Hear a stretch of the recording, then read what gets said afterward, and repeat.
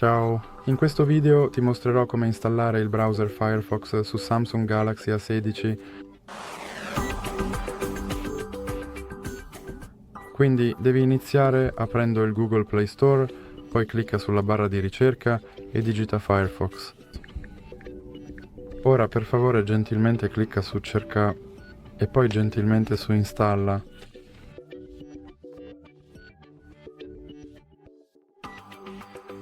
Ora posso cliccare su Apri e qui puoi selezionare il tuo browser predefinito oppure puoi cliccare su Annulla e ora puoi aggiungere il widget di Firefox oppure puoi cliccare su Non ora e qui puoi accedere al tuo account del modulo oppure puoi cliccare su Non ho un account.